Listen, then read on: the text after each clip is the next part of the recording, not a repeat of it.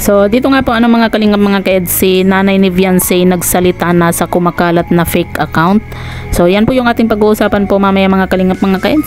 Pero bago po natin ipagpatuloy ang video ito, sa mga bago pa lang po sa ating munting channel, huwag po natin kalimutang suportahan ng ama ng kalingap Kuya Val Santos Matubang at Kalingap Rob. At paunawa, panoorin po muna ang full video bago mag-comment para malaman ang nilalaman nito. So dito nga po mga kalingap mga kaedsi, may kumakalat nga po kasi na fake account nga po at talagang ginamit pa po yung pangalan nga po ng nanay ni Viancy. At dito nga po mga kalingap mga kaedsi, nag-comment nga po yung nanay po ni Viancy patungkol po dito sa account na ito. At ito po mga kalingap mga kaedsi, basahin po natin yung kanyang comment nga po.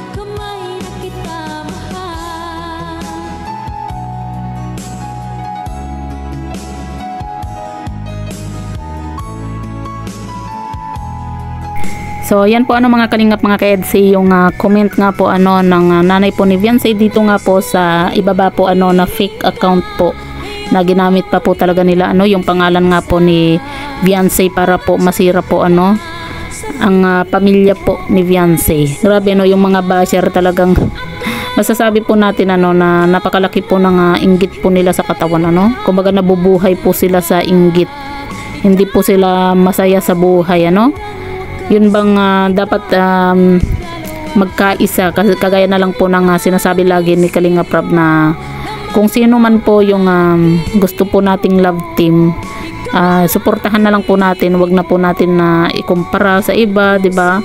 At kung po pwede, lahat po suportahan po natin kasi isa lang po yan kumbaga lahat po yan kalingap, di ba?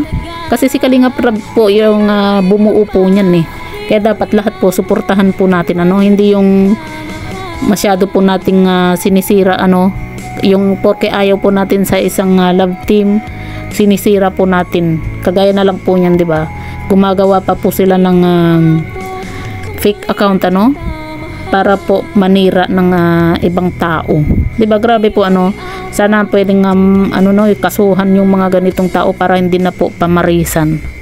Kasi hindi po maganda yung ganito na gumagawa pa po sila ng fake account para lang manira kagaya po niyan mga kalingap mga kaedsi. Siyempre hindi natin masasabi na lahat po ng mga makakabasa po ng fake account na yan, paano kung hindi po nila alam na fake account, di ba? Siyempre maniniwala po sila.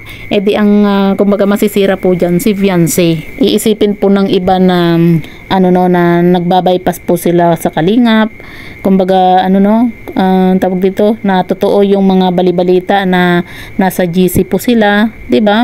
Kaya wag po tayong maniwala po dito mga kalingap mga kaedsi kapag dumaan po sa atin itong fake account na ito.